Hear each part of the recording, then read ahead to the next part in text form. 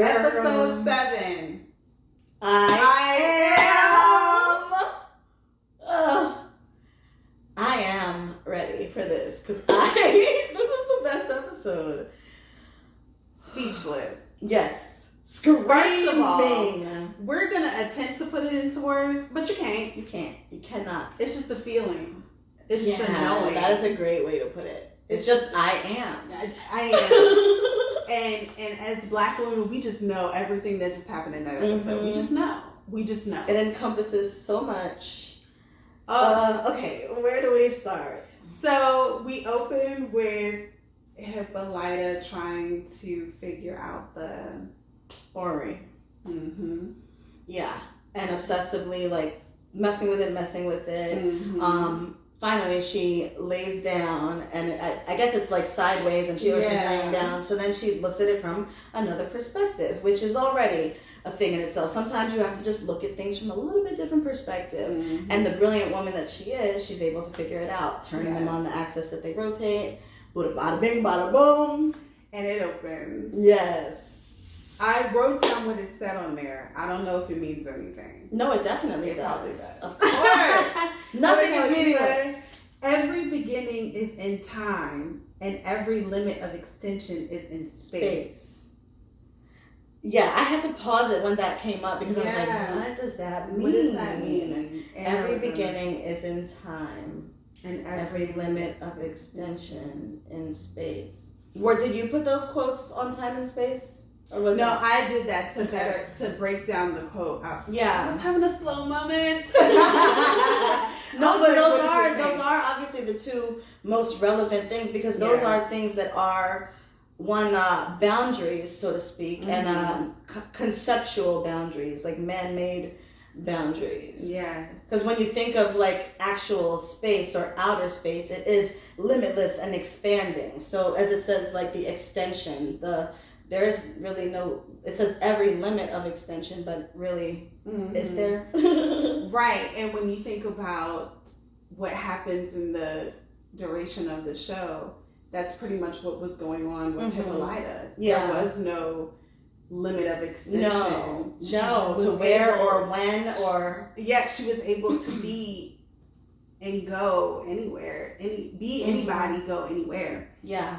Yeah. Okay. Can we I just gotta put out there, I don't wanna okay, just, this is going to have so many parallels, obviously, with spirituality and like life and death. So I'm gonna go there. Just go there. All right. Go there. All right. Because how could you not? Right. Of course. That's why when I see some of the theories and comments that I see in reference to this episode, I think to myself, how surface. Mm-hmm. Y'all don't even know what you just experienced. Everyone should feel transformed. Anyway, let's keep going. Yeah. So that was a very quick scene. That was like the opening scene, and they have the title screen, and then they jump to Ruby and Christina. She shows them the dead bodies of William. In the basement. William and I don't even. We don't call her Hillary. We don't call her Hillary. And so she just pretty much explains how she uses their blood in a spell. Yes. Now, I gotta say also with that, that's some, stuff people be doing really, taking people's blood for things like that. Yes, they do. Yes, they do. Okay. Well, let's just put that out there. That is real. Yes.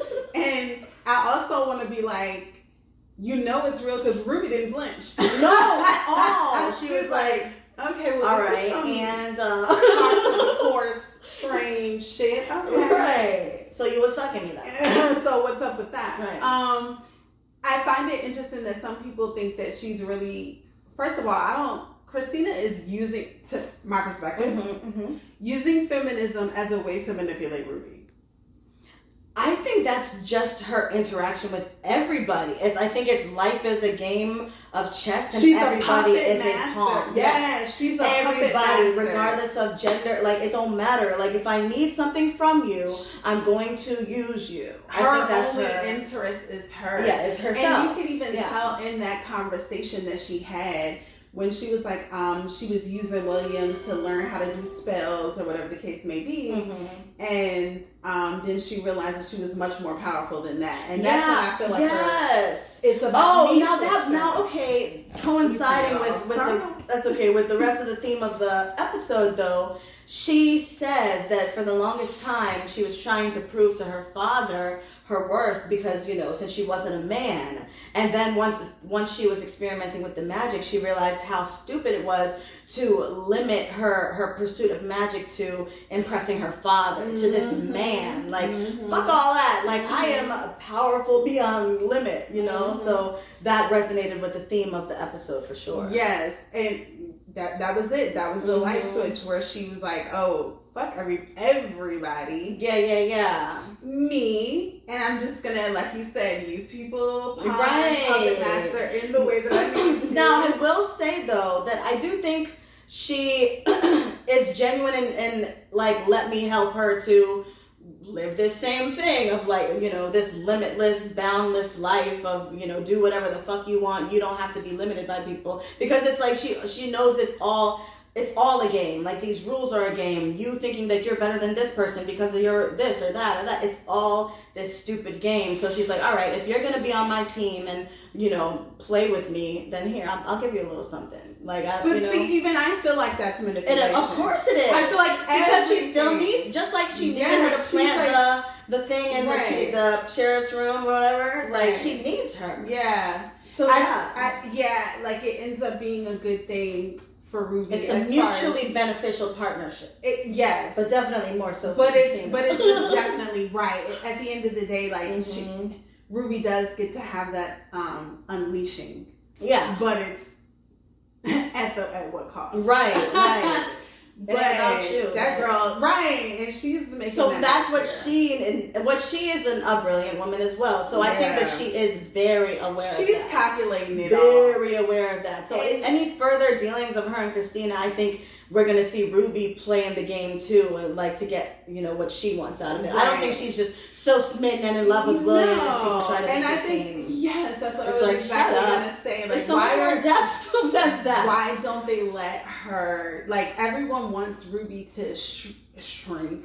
Everybody wants Ruby to shrink and be small and be insecure and she's none of those things, and I don't understand at all. There's not been 1 ounce of Ruby looking like she even felt any type of way, other than for not wanting to apply at the store. That was it, and that was because of these times when they're not hiring black people. But she knew her worth. She knew that she was good enough. She always felt beautiful. You see when she's singing on stage in these beautiful low-cut tight dresses, there ain't no insecure in that woman.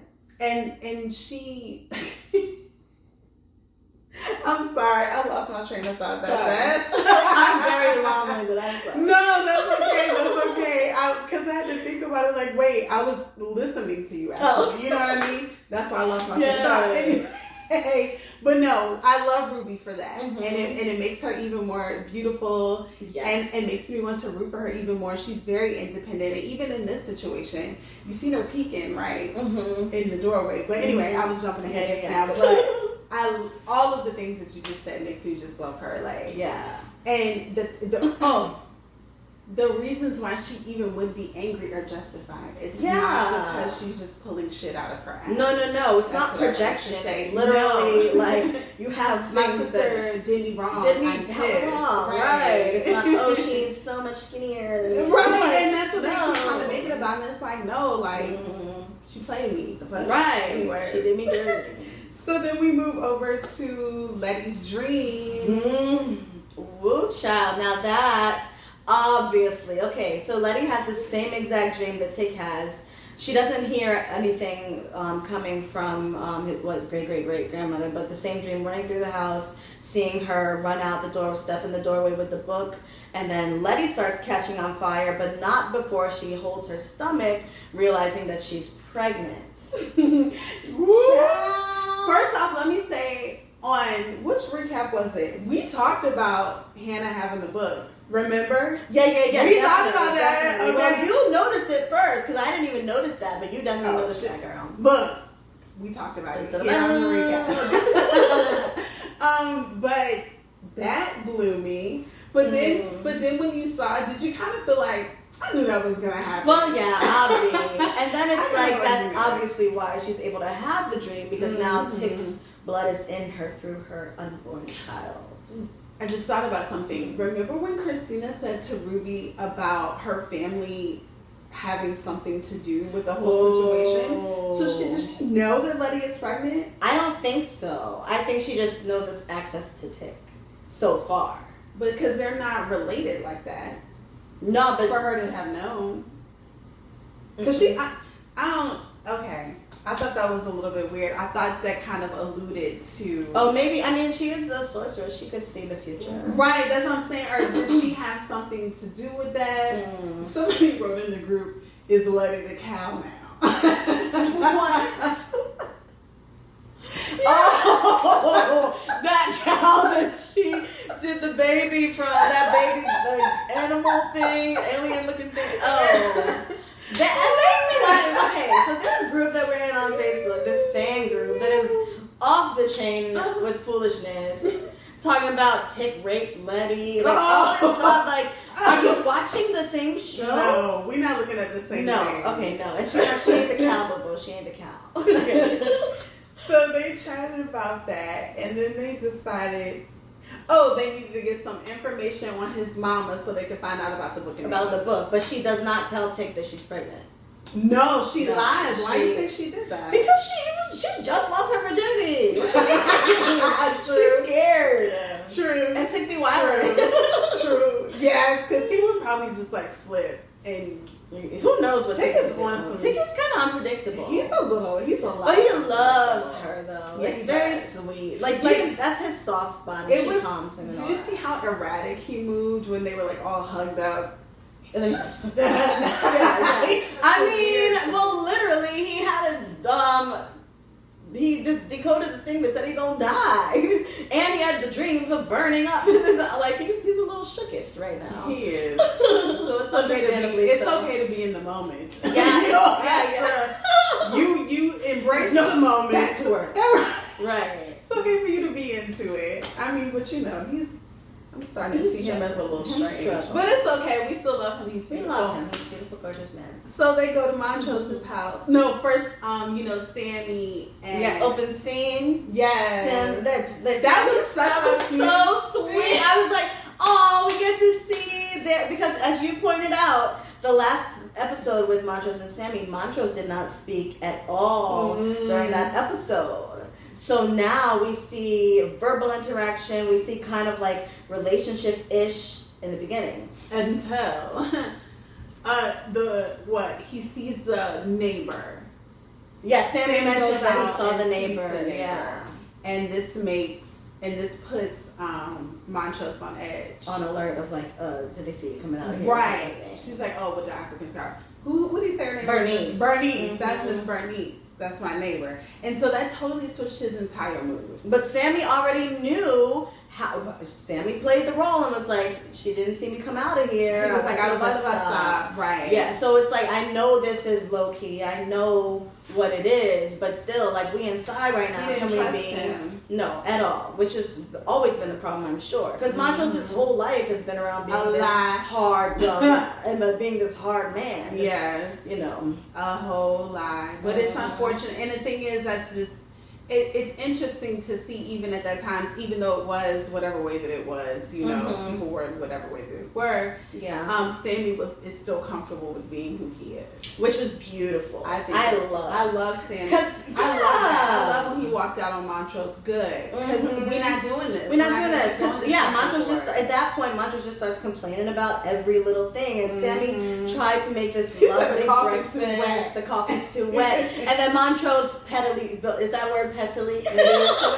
Pettily says to him, not too sweet. So, it's just this nasty interaction, which sometimes people do in relationships. They just start projecting and start throwing little nasty things, and it's just like, you know what? I'm not dealing with this. And all he did was walk to the store. Right. It's not like you tried to get him some breakfast. Like, I did this for you, boo-boo. Like, you ain't even been treating me right for real. You just started kissing me. But he acted like he tried to hold his hand out in public. Right. Like, just I went out by myself. Right. And can I say the song that was playing in the background was beautiful. Like this soundtrack. But you know what? Montrose is good for playing a good record at the crib. Montrose got a nice little record collection. You got to. He be too emotional. You're going through it. Somebody called him cantankerous, and I could not stop laughing. I'm like, that is definitely him. I don't know why he's so grumpy like he that. Is. He definitely like when he shows all his, the time. I will save myself. Hey. Like, you've been stuck Bro, for a while. Chill out. Yeah. So, but that's, you know why? As an aside, when you living in secret and you're miserable, you are going to project on everybody. You are going to be nasty to everybody. Like, he's like a Rottweiler. Yeah, literally. A little pit bull, because he's kind of like small. He is. I mean, yeah, he's a little short. Yeah. So Sammy does what any respectable person would do and gathers his belongings and walks out the door. As he's walking out the door, Montrose is like, please, I'm sorry. Just like he realizes, as these niggas don't they always? Alright, I was tripping. Like, grabs his arm like, no, as soon as Letty and Tick walk up. Again, this beautiful, like, jazzy music is still playing in the background. It's just such a beautiful scene. It's like, at that point, I'm literally screaming. That's when I texted you. I was like, girl! 13 minutes in, and they on this right now. Like, girl! I looked at the time, too. I said, this is what she's talking about. Oh, all right. Get some popcorn. So, in that moment, he finds out his father is gay. And he also finds out that his mama knew. Mama knew. So, like we spoke about last time, that family was an entire beard. Mm-hmm. Wasn't his child, wasn't his woman. He just needed something to front because 1950s. Right. Dang. So, of course, Montrose goes off, calls him the F word, and stomps out. Yeah. Oh, yeah. And that was a pretty powerful scene, too, because all we know of their really interactions is this, you know, like childhood, getting his ass beat. Then we saw the last time they were together, Tick beat the shit out of Montrose. Mm-hmm. So he insults him with this very offensive word, insulting his manhood, and Montrose immediately rips off his shirt and is like, I'm still your goddamn daddy. Like, respect me, boy. Pitbull comes out, and Atticus is like, I don't have time for this. Alright, yeah. And walks away. Yeah. But Letty stays to get the information. Side note, stays to get the information to find out that they gotta go. Well, we here now. Right. They never gonna talk after. What y'all come here for? Why did you come? She was like, well, we actually came here for. She actually asked. She was like, let me get the info. Right. So they find out that because I don't know. I think it's because I was focused on other things, but I did not realize that everyone from his mother's side of the family had died in the Tulsa, Oklahoma fire. I did not realize that until this episode. And so that's what they were going over to Montrose's house for, to get some info on who would still be alive that would have some ties to Tick's mother's side of the family. Mm-hmm. Because everyone had died and they're looking for the book. Okay. And so she gets the information to go see Birdie. I don't remember her name, but Ethel? In St. Louis. We were just throwing out old people names. I did write Ethel and Birdie. Oh, okay. But her nickname is Birdie. She had a very grandma name. Very grandma. I didn't think. Mm-hmm. Ethel, I don't know, one of those two. But she's just showing him photo album. She tells him it's gone. Everything burned in Tulsa. Like, your mom was the only one that survived. But she shows him picture album or photo album of like old, family members. So, and this is when she shows the picture of Ethel, cousin Ethel. This one she's like, "Have you ever seen a picture of your cousin Ethel?" That's okay. And the phone rings, and while he's looking at the picture, or while she's answering the phone, is when he looks at the picture and sees a matching birthmark. Oh. Yeah, so looks like an anchor or something. Yeah, I couldn't tell what it was, but one of his cousins from whenever had the same exact birthmark that Atticus has. So, yeah, plot thickens. The plot thickens. On to the other scene. Well, first, in the scene, it's like Letty and the family. Oh, wait, we done skipped a part. Yes, Letty and Ruby. Wait. We skipped the whole damn part because, but first, when Tick was trying to go to St. Louis, Letty and him were going to go together. They were trying to get the car from Hippolyta, and she was like, get out of my way. I love it. I love that because also in the orrery when she opened it were coordinates. Mm-hmm. So anyway, she's like, I got somewhere to be, and he was like, well, we need the car. We need Willie to go to St. Louis. And she was like, I need the car. Like, I don't care. Did George leave you in charge of the dive trip? Right. Yeah. I like that because again, it's like, I don't care what y'all got going on. Right now, I got something going on. It's about me. And you gotta do that sometimes. Mm-hmm. You got to. She made sure her daughter was taken care of. And she did what she had to do, got all things in order. Everything in order. That's what we do. Gotta go. Handle some business real quick. So Tick, as he should, takes the bus. and leaves Letty to go handle her family business because we know she had argued with Ruby and needed to make that right. Okay. And they make it right.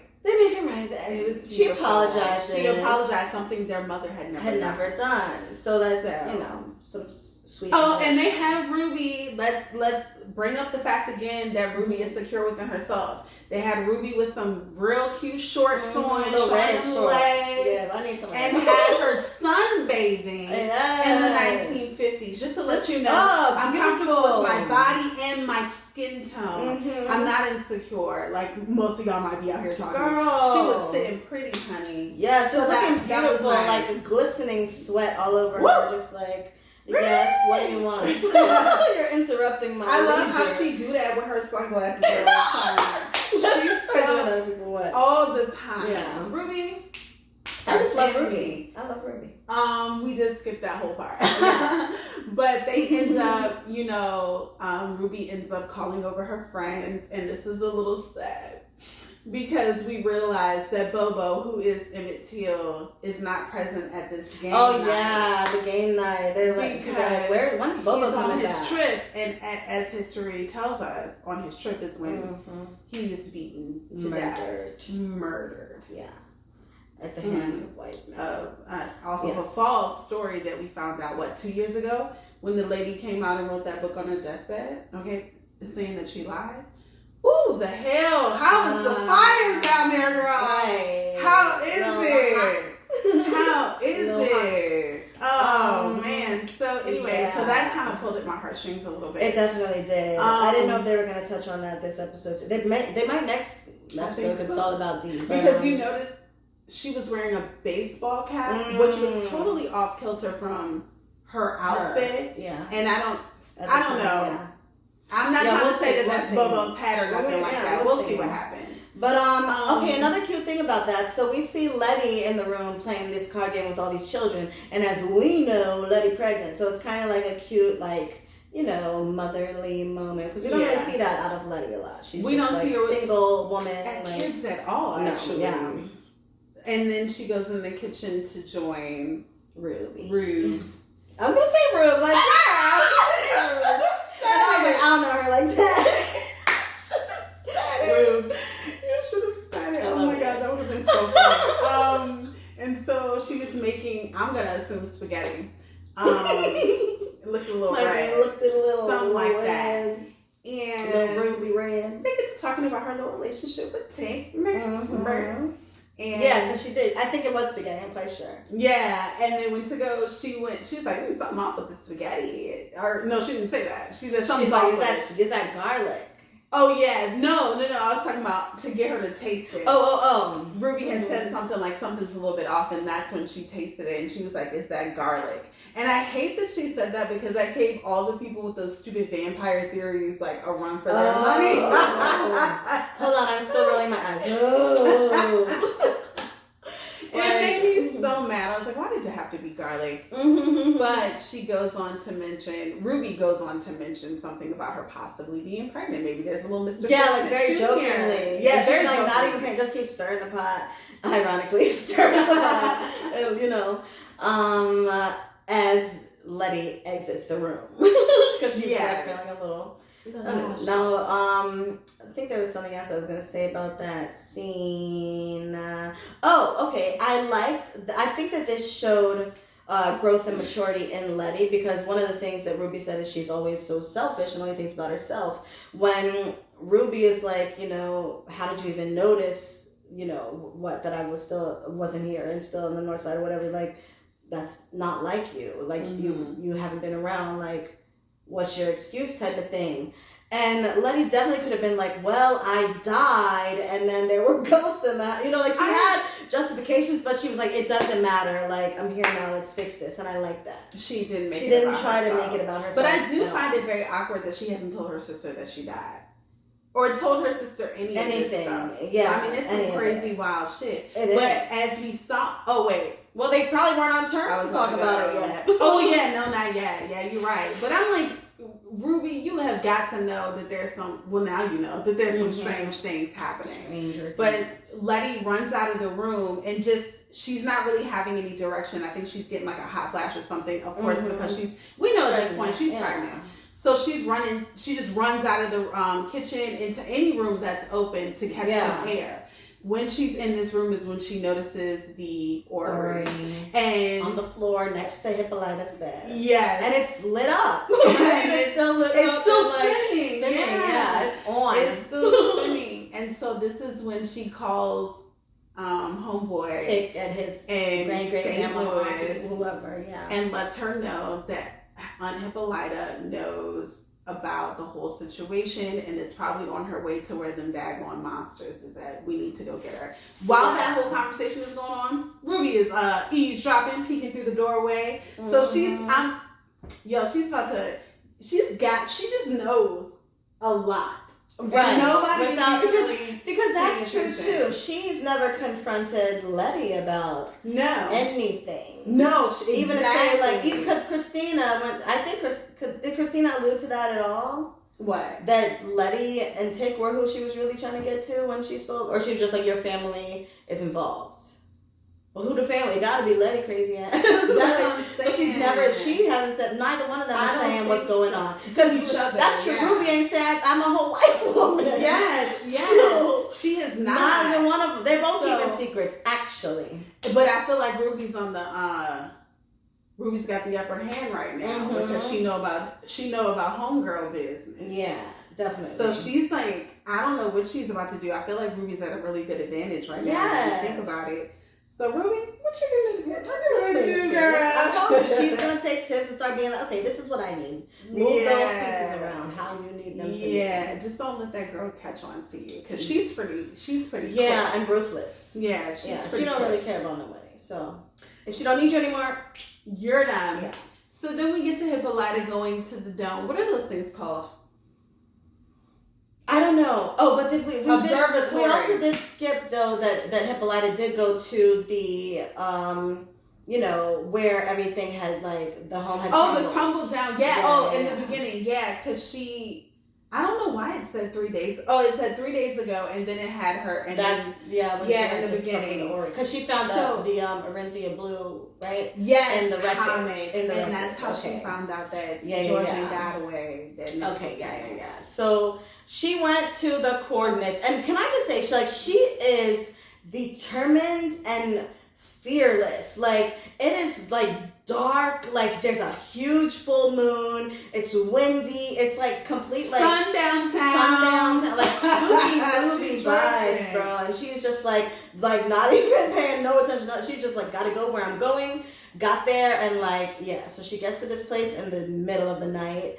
And we know now, Tick knows she's there too, because Letty called him and gave him the coordinates. But they be traveling, boy. They be traveling. And how you be having buses just ready all the time? Because you didn't have no car. The bus was just there. It was ready. There was a colored seat and all of that. Yeah, all of you locking up. Unless that Auntie great whoever gave him a car. She ain't going out there later than let me stop. She might have. Because she can't drive it. Auntie Bernie. Yeah. She can't see. And it's sundown town. She's fucking with the thing, gets it to turn on, and it's Oh yeah, because she had taken a key out of the original orrery, so using the same key to go into this thing, and she's trying to, I guess, decode it. I saw the Pythagorean theorem. Yeah, all these things are coming up, like these mathematical equations, and you know, like she's brilliantly like figuring all of this shit out, just like that. Like and you can tell it's like exciting and interesting to her. It's like, ooh, math. It's like a little puzzle. It's like this is like her Indiana Jones episode. Yes, for sure. So while she's doing that, does she trip an alarm or something? Like, how did No. So first off, she used that to be able to really know how to turn it on. Right. And then, you know, the thing's turning on. We see lights or whatever. And then she hears, they say, oh, like, you know, I'm looking over the place. Like, and then I think he says, who pays you to look over it? But then he never, and he's like, wait, how did this thing get on? So somebody does have police just watching over the machine. It's probably fucking Christina.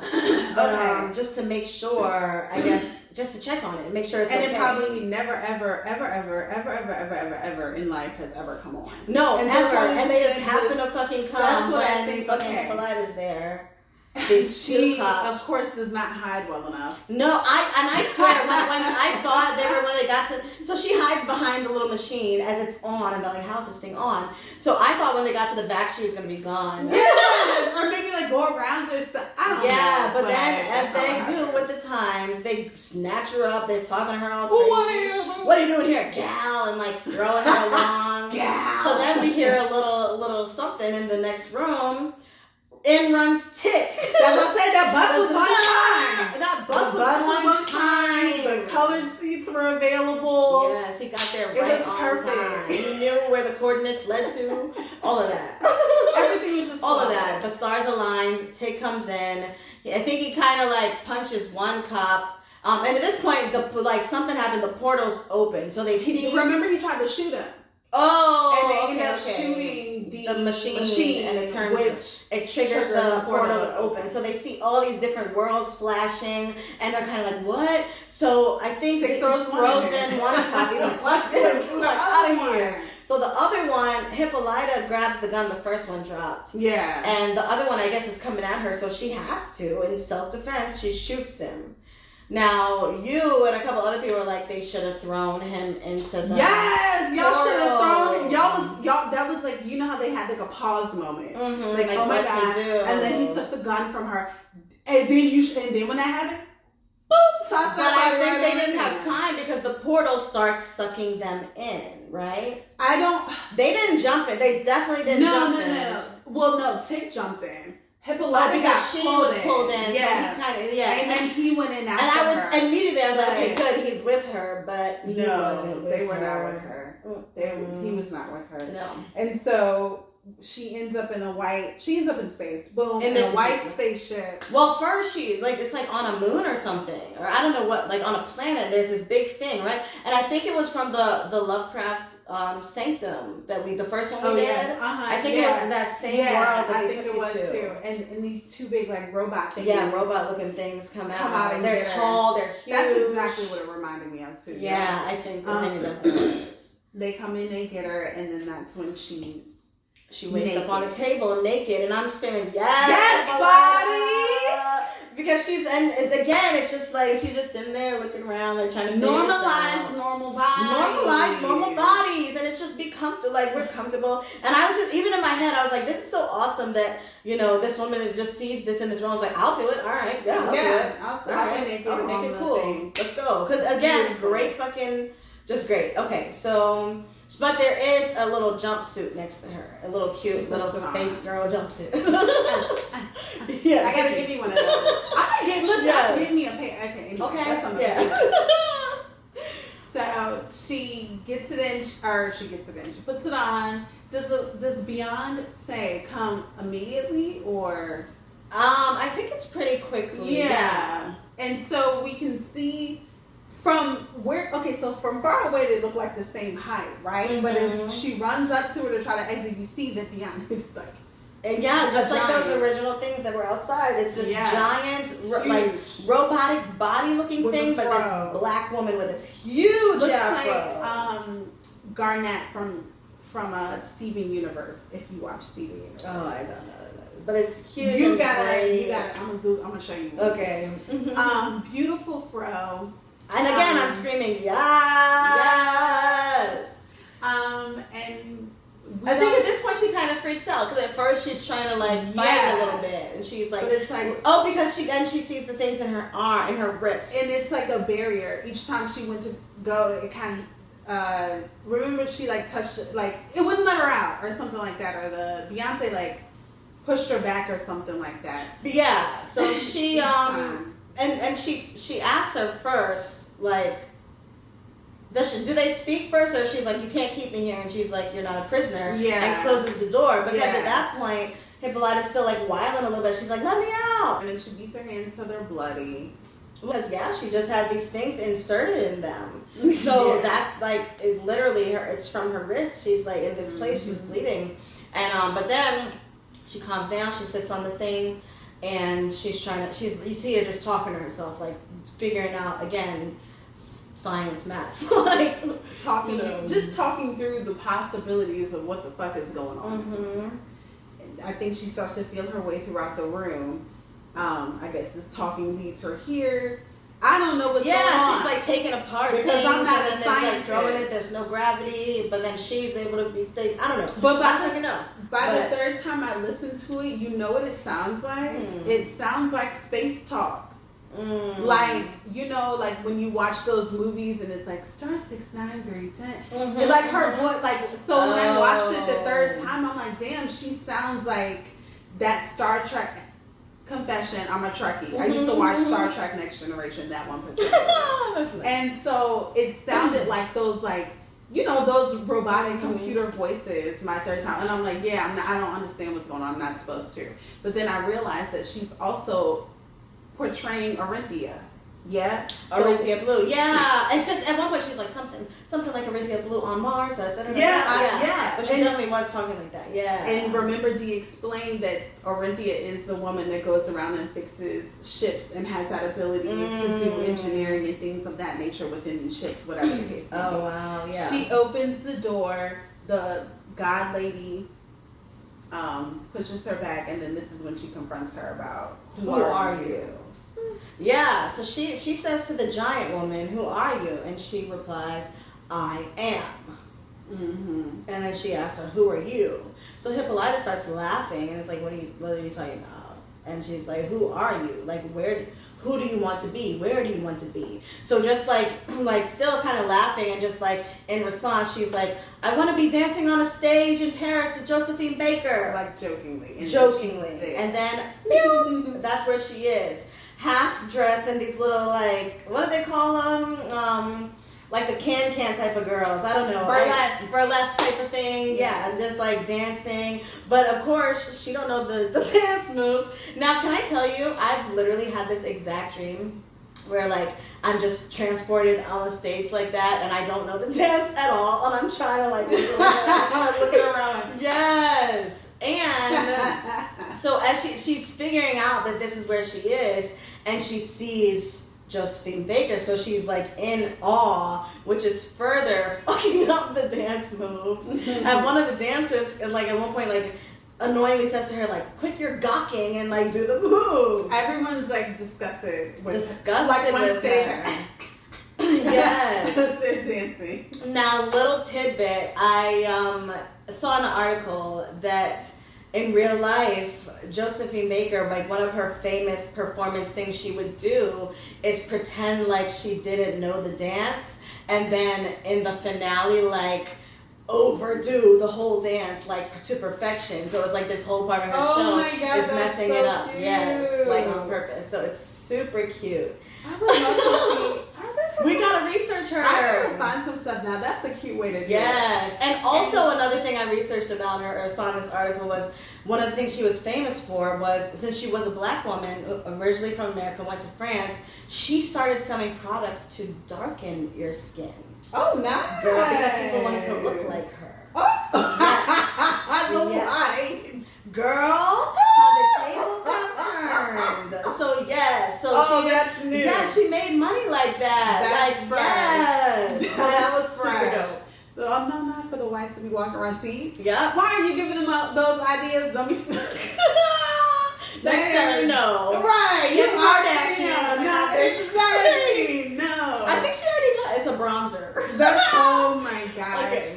So she's like, one of the things that I found really interesting after she butchered the performance and they're walking off stage is like Josephine Baker is like way ahead of her time, y'all. If y'all don't know, yes. She's in France and everybody else is French and she American. She's American, Black American. Yes. And so as they're walking off stage, right? And wait, when sorry, I don't mean to cut you off, but that's what Hippolyta was listening to on her drive was French music. Yes, remember? Yes. So she has an affinity for it, which I think is just like super beautiful. Yeah. That was a piece of her soul that she wished she could have, seen. A lifetime, right?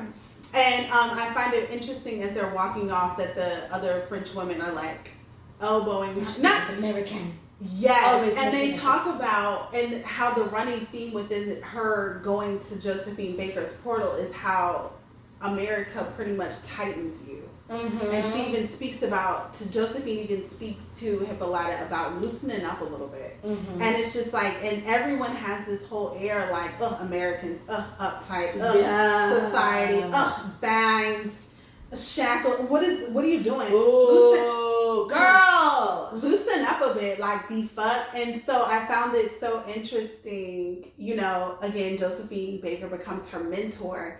And she learns how to become inhibited, uninhibited. Yes. Like she literally becomes Hippolyta. Like yes, the confidence.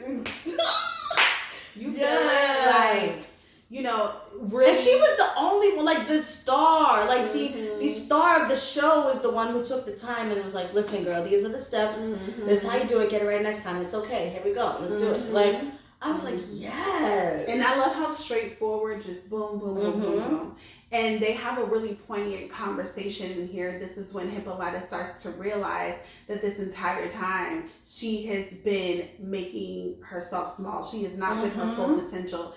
She thinks that she's been living this grand life. And then coming out here and dancing with Josephine Baker, being your whole full self. Your age, your size, whatever. Like, they didn't say you can't do it. Like, get her out of here. They're like, okay, for next time, just do it better. Yes. All right.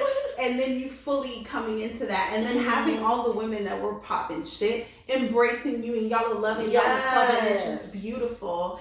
And so she's realizing I really wasn't doing no living. I wasn't doing anything. I realized that I was being the exact Negro Black woman that white people wanted me to be. Forced her to be. We didn't choose this shit. Like, we don't choose oppression. It is forced upon us. And that is not the truth of the world. That is not what we are here to have or to be. So, yeah, she had that. That was her first, realization of, okay. That the smart way to lynch me without me noticing the news. They found this, yes. That's they what found she said. the smart way. Yes. And exactly. And so we're going to give you these rights, but we give you these free. I'm giving you this freedom. How do you give someone freedom? If you have it or you don't. And if you really have freedom, you don't have to ask for it. Exactly. You don't have to ask for anything. Exactly. It's like, what are you really giving me? Yeah. And I'm really free. Are we really free? In that moment, she realizes that she is Miss Hippolyta. I am Hippolyta. And this phrase, which will be the running through the rest of the episode, takes her into different universes. Yes. Helps her to embody different. It's like a declaration. Which is true. I am is an infinite statement.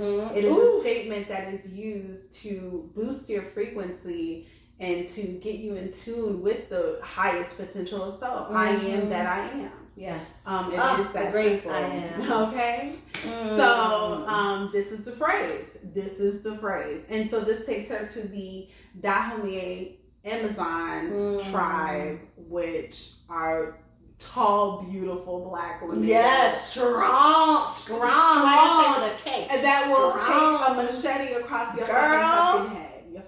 Twice. All right. 2 times. So yeah. And they have her on her knees. Immediately. That's just where she goes. But that she goes there from yelling, I am Hippolyta. And that's where she's transformed. And I think that this is because of her, because she does say, let me not forget this, she does say, and I'm pretty sure white people probably looked at this and probably clutched their pearls when she said this. But when she was talking to Josephine Baker, she said, they talk about the anger and she said, sometimes I just want to kill white people. Yes. And it's like, make you furious, and make me so. Yes. I mean, there was some, and it's true. As a black woman, we just have to keep it real. When we feel a certain disrespect, and we know that it's because of just the color of our skin, it does make us. And it's disgusting. It is inhumane. And especially in the time period, we know what's going on today, and I. It's unfortunate that the light is being brought to the situations, but it makes it so true and real and relevant. But at the time, we see firsthand the disgusting, despicable things that were being done to our people with Hiram and with these nasty police officers and sheriffs in these sundown towns. So to want to kill the people who are killing and oppressing you is not abnormal or unjustified at all. And so, I know, like I said, I know some of the whites were probably clutching their pearls. Oh, I'm sure. But them discussing that rage and that anger, something that she needs to heal from, clearly, which we also understand is that all of these things that she's also experiencing in these portals are things that she needs to heal from. Yes. And so lifetimes again. Okay, all the lifetimes. All the lifetimes. She gets here. And they're pretty much preparing for battle because the colonizers are coming through. And she doesn't know. I mean, she could barely lift up the sword. Honey. But she's not scared. Immediately, she lunges for this. I think she realized, again, she's very brilliant and good at assessing situations. So she can see all the women around. It's not like, I thought it was like a gladiator type of fight to the death. I was like, oh shit. But no, it was a training type of thing. We're teaching you to be a warrior. So immediately she lunges for the teacher, and she's like, all right. Now this to me is saying wherever I am is where I'm supposed to be. I'm not going to question, oh God, no, I'm in this right now. Let me rise to the occasion. This is what I got to do. And I find it interesting, throughout the episode, there's a running timer. And so we don't showing even you know, back and forth. Yes. So we don't even know how long she's been there. But the timer is still going while she is doing this fighting. So again, to piggyback off of what you said, we don't know how long she's been doing it, going hard at it, showing up to the challenge. Right. You know what I'm we saying? just know it's been whatever thing. Yeah. And like you said, she didn't stop. She rose to the occasion, and she eventually gets rank. I guess this is what this is. She's become a warrior, a leader of the warriors, a leader of the war that's now about to take place. She gets her freaking helmet. Yes, presented by the queen. Yes. And so they're all cheering her on. It's a great moment. It's beautiful because again, to understand where she's come from. It's one thing all of the women in that where she was transported to, to their knowledge, that's what they came and they were, been preparing for all their lives. But she came from, this racist ass 1950s Chicago to now I am an African warrior woman. To know who you're fighting. That's what the war that's here. Okay, I get a chance to kill these people. I know exactly what they're here for. Right. I know exactly their intentions, and they are not good. And I love how prophetic the chief lady is, because when she first gets there, she's giving them a pep talk as well, as well as blocking Hippolyta as she's trying to.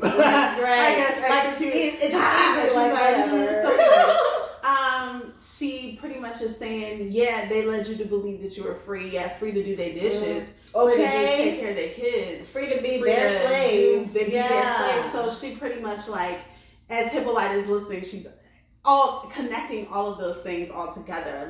Okay, I see what I'm preparing for. I see the battle that I'm preparing for. And so, like you said, I mean, just all of that rage, to see how ugly and nasty it's become, to see that even though we are preparing for war, it's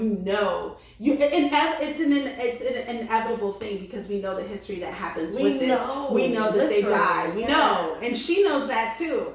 And it's still rising to the occasion. It's still fighting. It's still putting still her killing life some on of the these motherfuckers that have ill will for us. Like, I'm gonna take out a few of them. Yeah, and that hurt my heart too, to see that they had killed everybody, but then it was like so many more. But that's how we feel, right? That's how we feel. Yeah, you win a battle and then there's another. There's still right more it. every motherfucking day with this shit being a black woman. Yes. Every fucking day, and which is why it was so comforting to hear Hippolyta's speech drenched in blood. I mean, after fighting and being so just like vulnerable and just tired, to say they tried to tell you that your rage was not ladylike. Right.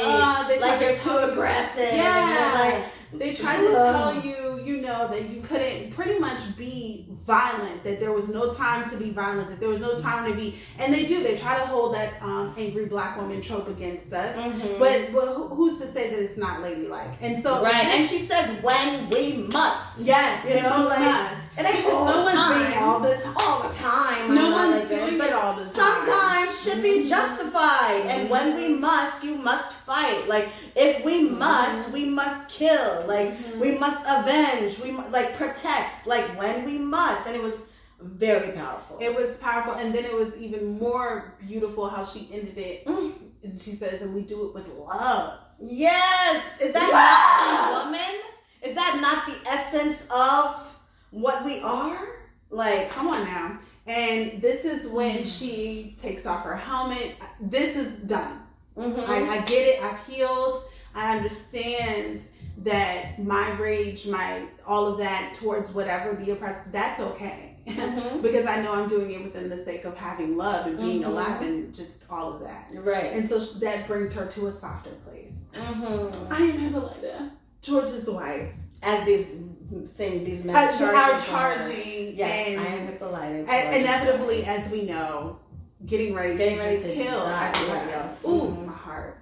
Yes, take out the whole village. Y'all something nasty. Yes, child. So we are immediately now transported back to the scene in episode 1, which the first time it came around, I thought it was incredibly beautiful. When she's laying in the bed with George, like, what are you staring at? My wife. Like, and it's just beautiful. Like, you see this moment of intimacy between them again, which was nice because she was robbed of it when you met his untimely and unexpected death. I feel like we all were. I was so happy to see Uncle George. And he's such a sweet man. He is. And they have a very necessary conversation. They do. And the thing is, I love how it starts off because it's her sharing everything that's happened up until this point. And he's like, and we all know that she's always like looking to the stars and talking to her dad and finding out why things are seeing new discoveries. Yeah. She is a discoverer. Like, that's just who she is. And so she's so excited because she's discovered this world where she can be who she wants to be and be anywhere. And so she's so enthralled with this. And just because George is such a sweetheart, he says this out of being just a sweetheart, right? And he did not mean any malicious intent, which is why it hurt my feelings, because I'm like, we gotta have this conversation. And I love Uncle George. We all do, but we gotta have this conversation. But he ends up saying to her, of all the things that you could go out here and be and do. But that you have been. And you will do, whatever. You want to be George's wife. And it was, and you wanted to be Hippolyta, George's wife. And it was so endearing. I mean, she got up and was completely immediately she was disgusted. Her whole face was like, you know what? You're right. You're right. I have. Now let's talk about that for a second. Now, I was speaking about this the other day. I feel like American culture in particular, and just really the way that we're groomed, is to think that we are to grow up and find a man and get married, become a wife, and that is the ideal life. That is the goal. That is the purpose. And it's like, nah, the purpose is like whatever you want it to fucking be. Like, I decide what I am. I'm not what I am because I'm attached to this man. Like, I am this. When I choose to be his wife, I am. When I choose to be an explorer, I am. And, but a lot of times women do choose that life over all the things that they can be, thinking that that is it right there. Right. Because she starts off by explaining to him, how when she was little, she had these big dreams, and all of us can relate. Yeah. universe was the limit. Yeah, boundless. They were boundless. That's the word she used. Mm-hmm. They were boundless ideas and things that she could be.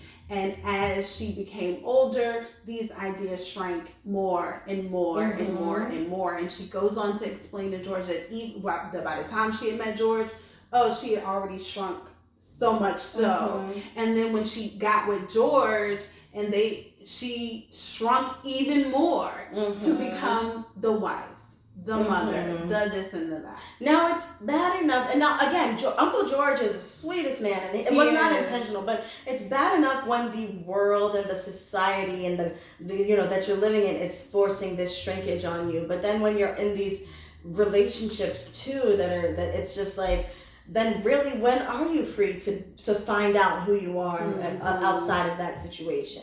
And it was beautiful because Uncle George was receptive to it. Yes, understanding. He was not like projecting. He didn't try to place the blame. No. He was like, oh my God. He even admitted that maybe I did allow you to do that. I think maybe I did allow you to do that. Because it was more comfortable for me. It was more comfortable to know you're safe at home with my daughter, like being my wife while I'm doing But he says, I knew you were an explorer and a discoverer. Right. And after he had time to really think about it. And I thought it was beautiful because he called her a discoverer first. She didn't refer herself to that. He said, I knew you were a discoverer. Okay, so this is... I love it. I love it. Okay, and so then for him to go then and say, I see you, Hippolyta Freeman. Like, it was just so beautiful. Yes. And then what happens? She takes him on a guide trip. Yes. You know what? I've come with you this whole time, so now you're gonna come with me. You're gonna come with me. Because I love you and I miss you, and I want to share this with you. So I am Hippolyta, the discoverer. And who is that? Orinthia Blue with that blue wig. Yeah, girl. So cute. I was shocked to see him come out of the thing too. Yes, but it was cute. Their little burgundy yellow spaceship. They're hopping along. Cute. Yeah, and they cute. go and meet the cutest little Martian people. The Toy Story drawings. They meet the cutest ones. Yeah. And they offer her a gift, and it's just so beautiful because then you see him over here doing what he does, writing. Yeah. And then you see her doing what she does. Oh. Okay, we'll get to that, but yes. And then you see, I just thought about Moment, clarity. And then you see her over here doing what she does, discovering. And they go to different, maybe like one other planet or something like that. And it's just so beautiful. And then she teleports again. And this time, I mean, you can see that she has hit peak higher self. Okay? Yes. And this is when Beyonce appears. And I'm not saying Beyonce, y'all. Anyway, Beyonce appears. And Hippolyta's like, I got a little curious. But I thought that was so cute. She was really cute. She's like, I've been all around. Yeah. And so she appears to her as Orinthia Blue, and Beyonce pretty much lets her know that at this point, she has an ultimatum. You can, you don't need that thing in your hand anymore. Right. We can remove that, and you can be free out here with us. To just come and go as you please. To wherever. Keep discovering. Oh, and she's like, is it permanent? She's like, yeah. She's like, or you can go home. Back to that world you came from. The 1950s racist ass Chicago. She don't say Jim Crow. But we know that's what she came from. So. And we have to also understand this is something that she's weighing as well. Wow. Go back to being just a black woman. Right. When I've been a warrior, I've been a lover, I've been a discoverer. A French dancer. I've been a French dancer. I've been literally every single thing I wanted. Anything I wanted. And she says it. She says, how can I fit everything that I am? Fit in everything that I am now. How can I fit in everything that I am now? Like, back into that world. She even says home. That don't even sound right. Like, and I love how they have her floating, because as women, I don't think there's one black woman that watched that show and didn't feel like they were floating as well as they're watching this. Like, yes, bitch, how can you go back home? Like, you are not any of those things anymore. No. And this is what we get into that spiritual aspect. And some people kind of have a hard time grasping worldly, earthly things with spiritual things. What was happening in this moment was not a worldly, material thing. Right. Because let's get to it. The flesh is even material. So what she was experiencing was nothing of this world. It was literally a spiritual experience. So of course she's not really taking into consideration right, what literally just actually happened. Like she's not thinking about. She's thinking about the fact that I am